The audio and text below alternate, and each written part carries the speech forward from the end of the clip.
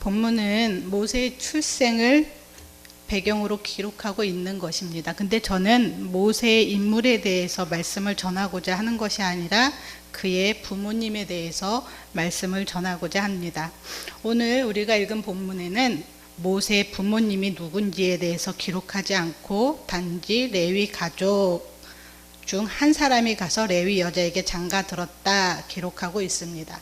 그런데 6장 20절, 출애굽기 6장 20절에 가면 모세의 부모님의 이름이 나옵니다. 아버지의 이름은 아므람이고 어머니의 이름은 요게벳이라고 기록되어 있습니다. 그리고 그곳에는 모세의 형 아론과 그의 누이 미리암도 기록하고 있습니다. 모세가 출생하려고 했을 당시 이스라엘 민족은 애굽의 노예로 생활하고 있을 때였습니다. 이스라엘 백성들이 급수적으로 늘어나자 요셉을 알지 못했던 애굽의 새로운 왕 바로는 이스라엘 백성들이 강하여질까봐 두려워서 새로운 정책을 세웁니다.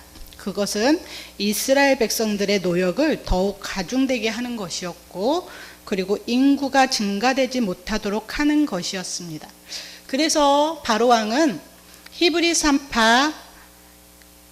산파들에게 히브리 여인이 아들을 낳으면 죽이고 딸이면 살려두라고 하였습니다.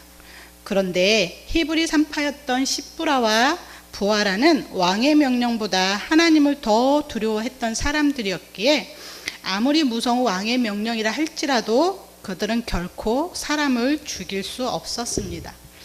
이 사실을 알았던 바로왕은 산파들에게 너희가 어찌하여 남자 아기를 살렸느냐? 그렇게 묻게 됩니다. 이에 산파들은 대답을 합니다. 히브리 여인들은 애굽의 여인과 같지 아니하고 건장하여 우리가 도착하기 전에 아이를 먼저 출산했다고 그렇게 이야기를 했습니다. 그러자 바로왕은 자신의 정책을 꺾지 않고 모든 백성에게 이야기합니다. 이스라엘 아들이 태어나거든 그를 나일강에 던지고 딸이거든 살려두라. 이런 애굽 나라의 정책인 아들이면 죽일 수밖에 없는 상황, 그런 상황 속에서 아므람과 요게벳은 아론의 동생을 출산하게 된 것입니다. 부모에게 있어서 자녀는 어떤 존재인지 모두 아시죠? 부모에게 있어서 자녀는 자신의 생명과 같은 존재입니다. 아니 어쩌면 자신의 생명보다 더 귀한 것이 자녀일 것입니다. 그런데 그런 자녀를 나라의 정책으로 죽을 처지에 있다고 한다면 부모의 마음은 어떨까요? 우리나라 말에 자식이 부모보다 먼저 죽으면 부모는 자녀를 가슴에 묻고 산다고 합니다.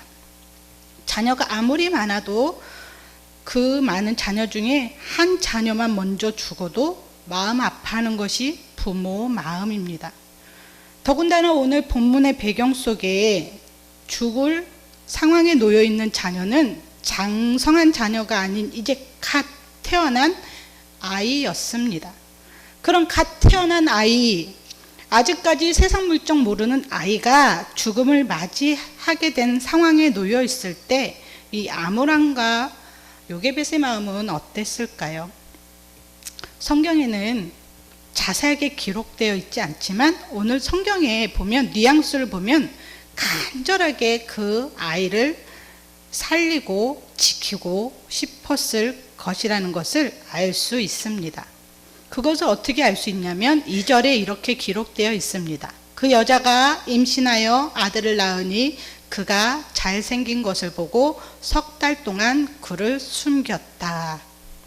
여러분이 이 아이를 얼마나 살리고 지키고 싶었으면 그렇게 숨겼을까요?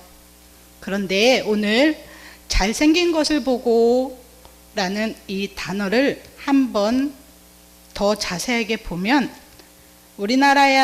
지금 읽은 우리나라 성경에는 잘생겼다라고 나와 있지만 히브리어 성경에는 토브라고 기록되는데 이 토브는 영어로 굿, 좋다라는 의미를 가지고 있습니다. 그리고 보았다라는 히브리어 성경에는 테레라고 기록되어 있는데 이 테레의 원형을 라아입니다. 라의 뜻은 보다, 이해하다, 생각하다라는 여러 가지 뜻을 가지고 있는데요. 이것은 그가 잘생긴 것을 보았다라는 것으로 해석할 수 있지만 히브리어 원어로 더 해석을 해본다면 그가 좋게 생겼다는 걸 이해했다, 생각했다 이렇게 해석할 수 있을 것입니다. 이 사실에 대해 사도행전 7장에는 스데반 집사가 설교한 내용에 기록되어 있는데 20절에 이렇게 기록되어 있습니다. 그때에 모세가 낳는데 하나님 보시기에 아름다운지라. 이것을 볼 때 아므람과 요게벳은 단지 외모적으로 그 아이가 잘생겼기 때문에 내가 이 아이를 지켜줘야 되겠다 그렇게 생각하지 않았다는 것이죠. 아므람과 요게벳이 아이를 살리고 싶었던 진짜 이유는 하나님의 관점으로 아이를 보았기 때문입니다. 하나님의 관점이 생기면 믿음도 생기고 믿음이 생기면 용기가 생깁니다. 하나님의 관점이 생기면 믿음이 생긴다는데 어떤 믿음일까요? 그것은 하나님이 무엇을 원하는지, 하나님이 무엇을 기뻐하는지를 알게 된다는 것입니다. 아므람과 요게벳은 하나님의 관점으로 그 아이를 보았기 때문에 하나님이 그 아이를 향한 기대가 무엇이고 하나님이 이 아이를 어떻게 생각하는지를 알았기에 그들은 아무리 무서운 왕의 명령이라 할지라도 아이를 숨겨야겠다고 생각하였던 것입니다. 성경은 눈의 중요성에 대해 이야기합니다. 하나님은 우리에게 눈을 주셨지요. 눈은 보는 역할을 합니다. 하지만 우리의 지성은 보는 것을 통해서 영향을 받게 됩니다. 그래서 무엇을 보고 보는 것을 어떻게 생각하는지는 너무도 중요합니다. 이 세상에 제가 들어오게 된 것은 잘못 보았기 때문입니다. 사단은 하와에게 다가가 동산 중앙에 있는 나무의 열매를 먹도록 유혹하였습니다. 사단의 유혹을 받은 하와가 제일 먼저 했던 반응은 성경에 이렇게 기록하고 있어요. 창세기 3장 6절 그 여자가 그 나무를 본즉. 이 세상에 제가 들어오게 된 것은 하와가 나무의 열매를 보았기 때문입니다. 그래서 요한일서 2장 16절에는 이렇게 기록하고 있어요. 이는 세상에 있는 모든 것이 육신의 정욕과 안목의 정욕과 이생의 자랑이니 다 아버지께로부터 온 것이 아니요 세상으로부터 온 것이라. 오늘날 사단은 보는 것을 통해 죄를 짓도록 유혹합니다. 성도가 거듭나기 전에는 안목의 정욕을 가지고 죄의 유혹을 받으며 살았어요. 그런데 거듭난 후로는 하나님의 안목, 하나님의 관점을 가지고 살아가게 됩니다. 그래서 이 세상을 보고 하나님이 무엇을 원하실까? 교회를 보고 하나님이 이 교회를 어떻게 이끌어 가시기를 원할까? 가정을 보고 우리 가정은 하나님께서 어떻게 있기를 원할까? 이웃을 볼 때, 자녀를 볼 때, 내 자신을 볼 때 하나님의 관점으로 볼 수 있게 되는 것입니다. 아브람과 요게벳은 하나님의 관점으로 태어난 아기를 보았기 때문에 그 아기를 지키고 싶었고 그 지키고자 그를 숨겼던 것입니다. 그런데 아이를 오래 숨길 수가 없었습니다. 하루하루 다르게 아이는 자라고 있었고 아이의 울음소리는 창밖으로 점점 크게 울려 퍼졌습니다. 이런 상황 속에서 아므람과 요게벳이 선택해야 되는 것은 무엇일까요? 3절에 보니까 이렇게 기록되어 있습니다. 더 숨길 수 없게 되매 그를 위하여 갈대 상자를 가져다가 역청과 나무진을 칠하고 아기를 거기 담아 나일강 갈대 사이에 두고. 여러분, 아이를 나일강에 버리라고 한 사람이 누구였어요? 바로 왕이었어요. 그렇다면 이 아므람과 요게벳의 행동은 아이가 죽게 내버려 두었다는 걸로 해석할 수가 있어요. 어떻게 그럴 수 있을까요? 그렇게 너무 소중한 그 아기를 지키고 싶어서 석 달 동안 숨기고 있었는데 끝내는 나일강에 아이를 버리기로 하였던 것입니다. 그런데 우리가 여기서 주목해야 될 성경 이상한 단어, 제가 보면서 이상한 단어가 있는데요. 3절에 보니까 그를 위하여 라는 단어입니다. 즉 아므람과 요게벳이 그 너무도 사랑하는 아이를 버리려고 한 이유와 목적이 바로 그 아이 때문이라는 것이에요. 여러분, 이게 한번 생각해 보세요. 이게 어떻게 나일강에 버리는 것이 그 아이를 위한 것이라고 할 수 있을까요? 여러분 같으면 그 사랑하는 아들 나일강에 버릴 수 있겠습니까? 나일강에 버린다는 의미는 곧 그 아이는 죽음을 맞이하게 될 것일지도 모른다는 것이에요.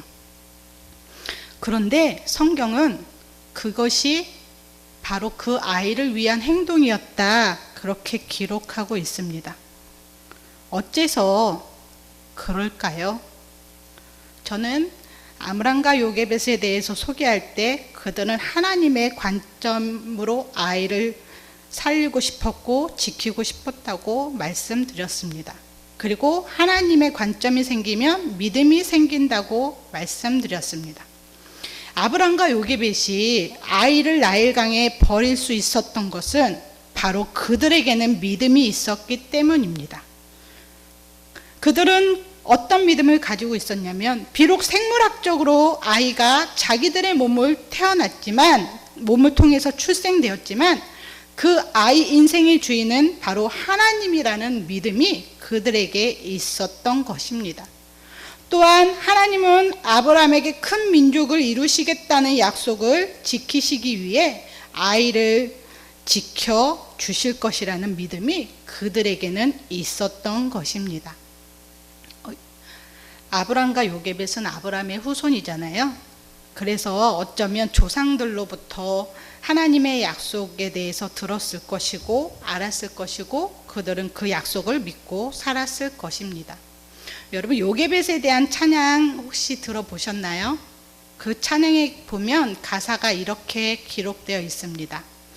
어쩌면 그 찬양은 오늘 본문을 배경으로 요게벳이란 여인에 대해서 한번 생각해보고 지은 찬양인 걸로 알고 있는데요. 가사의 내용은 이렇습니다.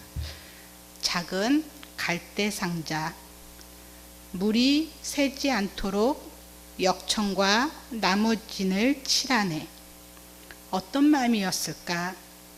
그녀의 두 눈엔 눈물이 흐르고 흘러 동그란 눈으로 엄마를 보고 있는 아이와 입을 맞추고 상자를 덮고 강가에 띄우며 간절히 기도했겠지. 정처 없이 강물이 흔들흔들 흘러내려가는 그 상자를 보며 눈을 감아도 보이는 아이와 눈을 맞추며 주저앉아 눈물을 흘렸겠지. 너의 삶의 참 주인, 너의 참 부모이신 하나님, 그 손에 너의 삶을 맡긴다. 너의 삶의 참 주인, 너를 이끄시는 주 하나님, 그 손에 너의 삶을 맡긴다.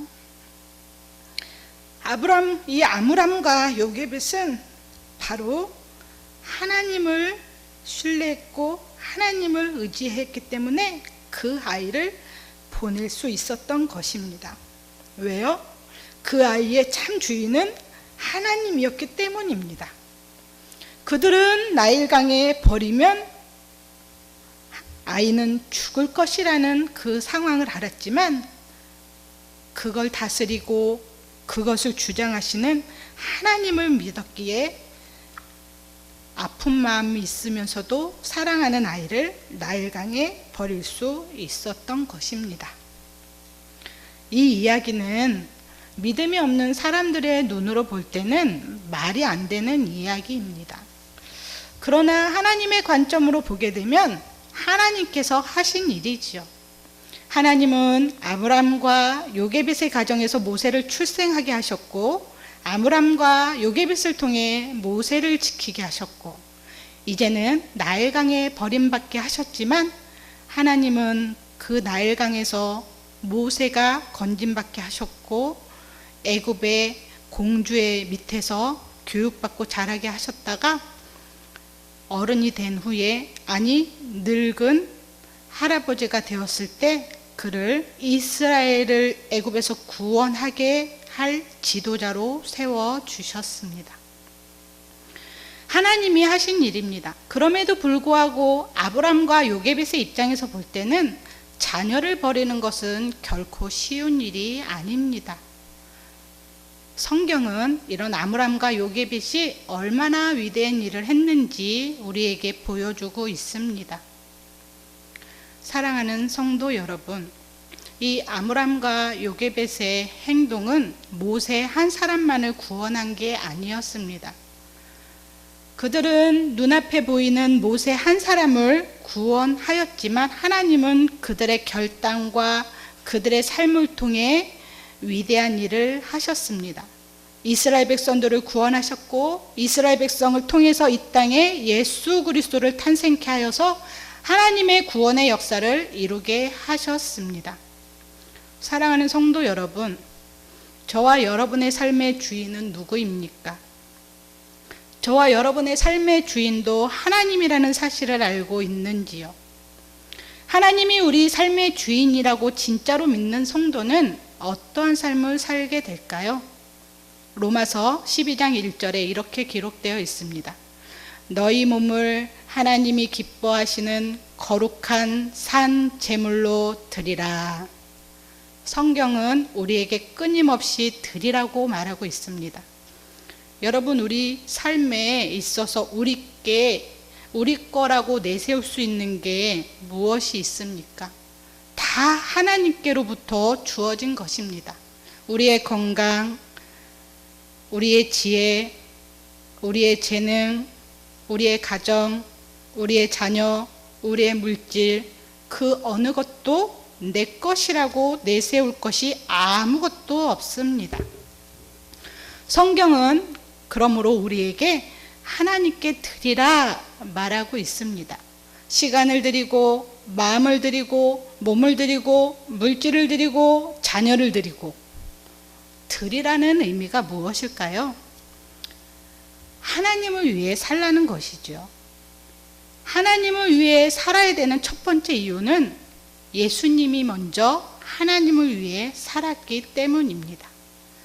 예수님은 이 땅에 하나님이 기뻐하는 일을 위해 오셨습니다. 하나님이 세상에서 가장 기뻐하는 일이 무엇일까요, 여러분? 그것은 죄인을 구원하는 일이었어요. 바로 죄로부터 멸망받아 영원한 지옥에서 고통받으며 살아야 될 그들을 볼 때 하나님은 마음이 아프셨기에 그들을 구원하고자 하였던 것입니다. 하나님은 저와 여러분을 죄로부터 구원해 주시기 위해서 이 땅에 예수님을 보내주셨습니다. 예수님은 하나님이 기뻐하는 일이 무엇인지 알았기에 바로 저와 여러분들의 죄 문제를 해결해 주시기 위해서 기꺼이 십자가에 못 박혀 죽으시고 부활하셨습니다. 여러분, 우리가 왜 하나님을 위해 살아야 할까요? 하나님께 은혜 받은 자들이기 때문입니다.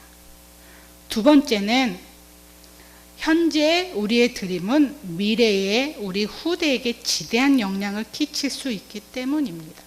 아므람과 요게벳이 하나님의 눈에 보이지 않는 하나님의 나라를 위해 결단했던 그들의 삶을 통해서 위대한 하나님의 구원의 역사가 이루어졌던 것처럼 오늘날 현재 저와 여러분이 하나님을 위해 살아가는 그 삶, 결단을 통해서 하나님은 미래에도 위대한 구원의 역사를 이루어 가실 것이기 때문입니다. 사랑하는 성도 여러분, 하나님이 우리의 삶의 주인임을 기억합시다.